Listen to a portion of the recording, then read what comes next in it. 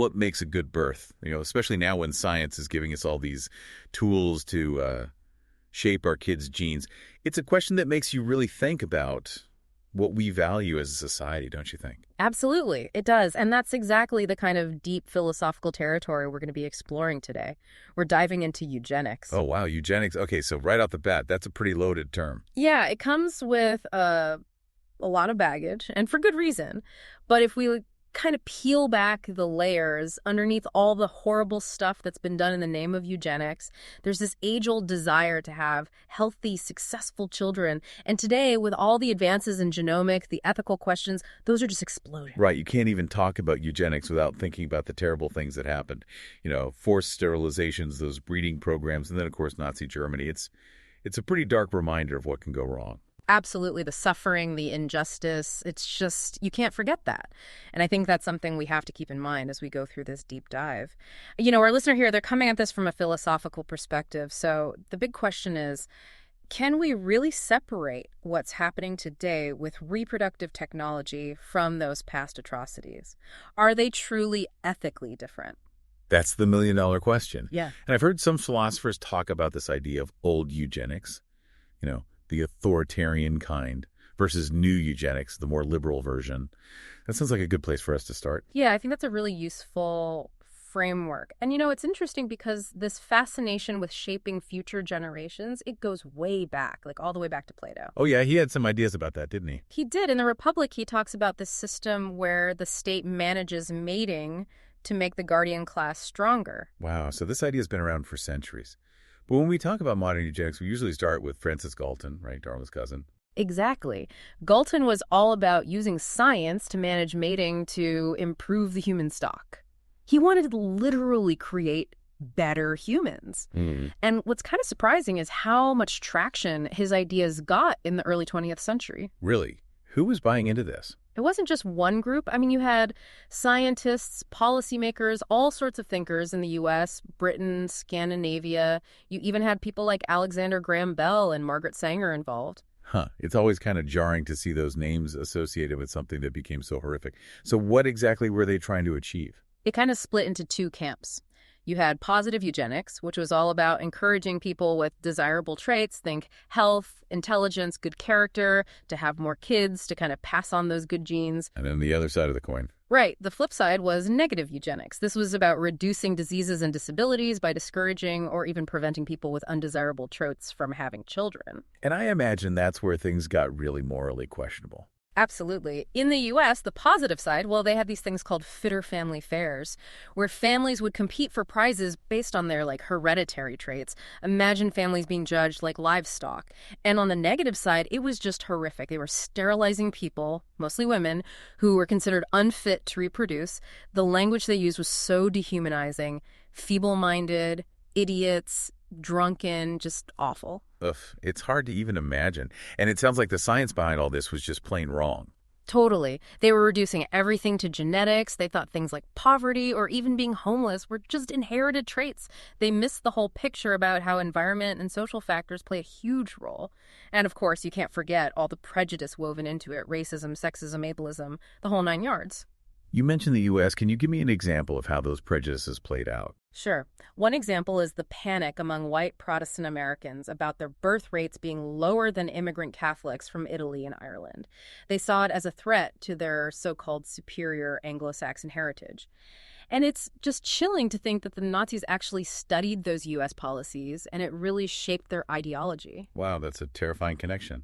How did things escalate so quickly in Nazi Germany? It started with this idea that they should kill institutionalized people with incurable illnesses, people they deemed to have lives unworthy of life. And then they pushed this idea of selective breeding for so-called Aryan traits, blonde hair, blue eyes, athletic build.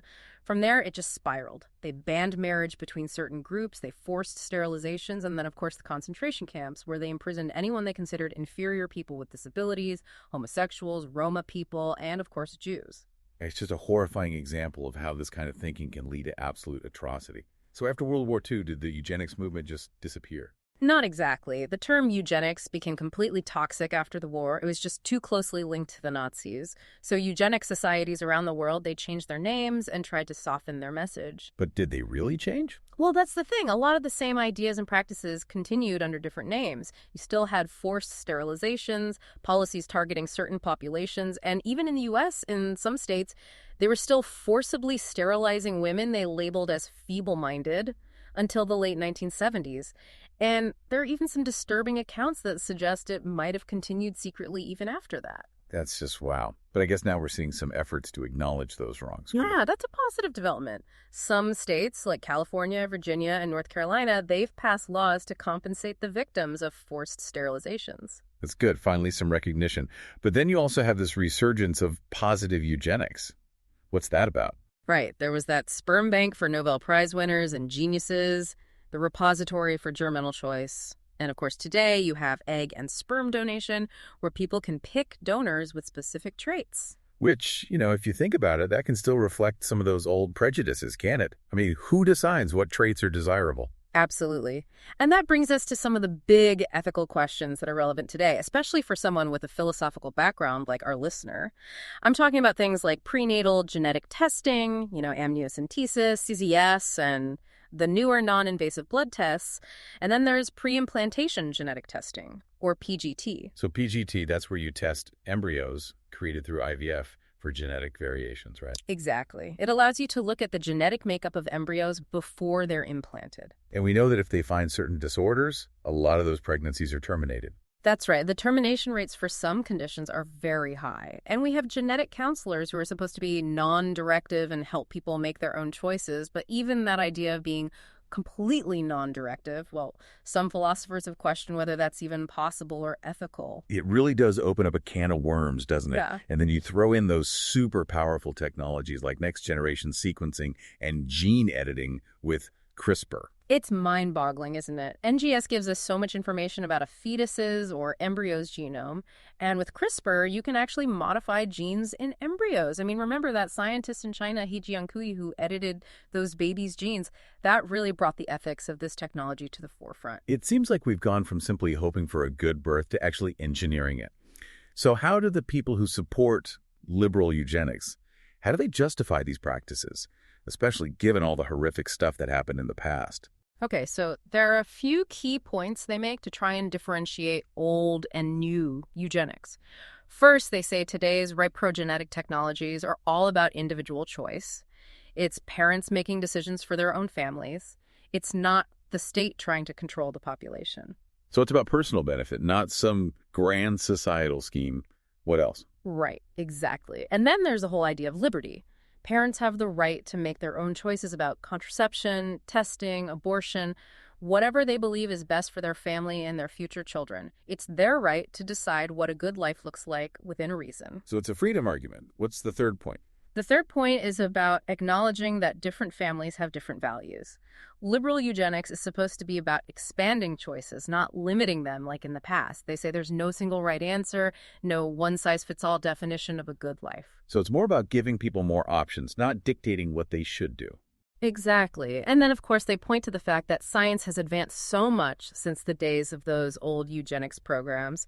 Those were based on really bad science about race and genetics, but today's technologies, they say they're based on solid evidence. So yeah, they're still trying to improve offspring, but they say they're doing it in a more ethical way with better science. Okay, so that's the argument for liberal eugenics. Now, how about the actual use of these technologies? It sounds like there are a lot of different opinions on that. Oh, definitely.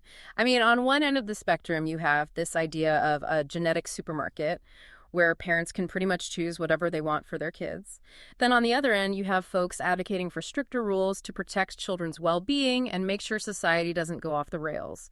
And one of the big debates is about the difference between using these technologies to address diseases versus using them to select or enhance non-disease traits.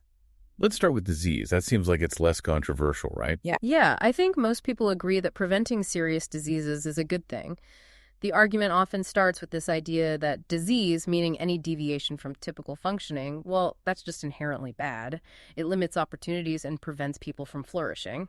And some philosophers even say that parents have a moral duty to treat their kids' diseases, that not doing so is a form of negligence. That makes sense. But how does that apply to genetics and stuff happening before birth? Well, they say if we want everyone to have equal opportunities, and if diseases are getting in the way, then maybe we should use whatever technology we have to make things fairer, even if that means genetic interventions. And this could even mean making decisions about who is born in the first place. I see. So, like, if you have two embryos, one with a gene for serious disease and one without, maybe you have a moral obligation to choose the healthy one. That's the argument some people are making, especially when it comes to really serious diseases like Tay-Sachs, where the child is likely to have a very short and painful life. But, and this is important, most proponents of liberal eugenics, they don't want to force anyone to do IVF or genetic testing. They recognize that there are ethical issues around cost, women's bodies, and people's right to choose. They're not trying to go back to the old ways of authoritarian eugenics. Okay, that makes sense. So what about those non-disease traits? That's where things seem to get a lot trickier. For sure. A lot of people, they're not just interested in preventing disease. They also want to enhance their kids' well-being in other ways, things like intelligence, height, athletic ability, maybe even good looks. And their argument is basically twofold. First, they say that these non-disease traits can have a huge impact on a person's quality of life, sometimes even more than certain diseases. And second, like we said before, they emphasize reproductive freedom. They see these technologies as a way for people to have more control over their reproductive choices. But doesn't that raise the issue of parents trying to design perfect children based on their own, maybe limited or biased preferences? Totally. And that's why even those who support liberal eugenics, they usually propose some limits on how these technologies are used for non-disease traits.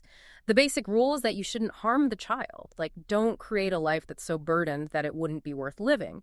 But beyond that, there are different ideas, like only intervening on traits that would benefit the child no matter what they want to do in life, or only making changes that preserve their right to an open future so they still have lots of opportunities. And it's interesting, this right to an open future. Can you give me an example of what that might look like in practice? Sure. A classic example is deafness. Some philosophers, like Dina Davis, they argue that it would be wrong to deliberately make a child deaf, because even though deaf people can lead fulfilling lives, and deaf culture is rich and vibrant, being able to hear opens up more possibilities for that child. But what about parents who are deaf and want a deaf child? That seems like a direct clash with that idea of an open future. It is, and that's where the arguments about parental autonomy come in. Ronald Green, for example, he's all about parents' rights to make choices based on their own values.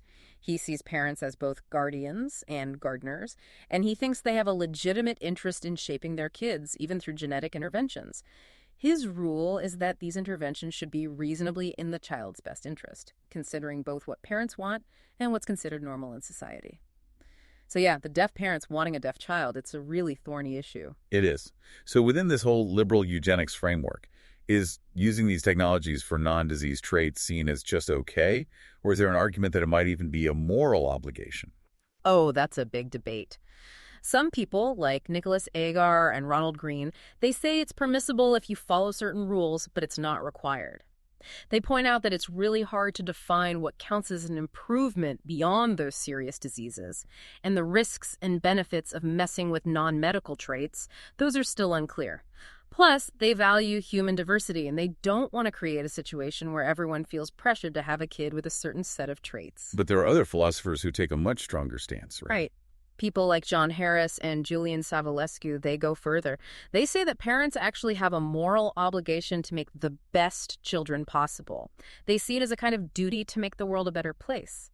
For example, Savulescu, he says that if you're already doing PGD, you should always pick the embryo that has the best chance of having the best life. Wow, that's a bold statement. Yeah, it is. He clarifies that this is a moral obligation, not something the government should enforce.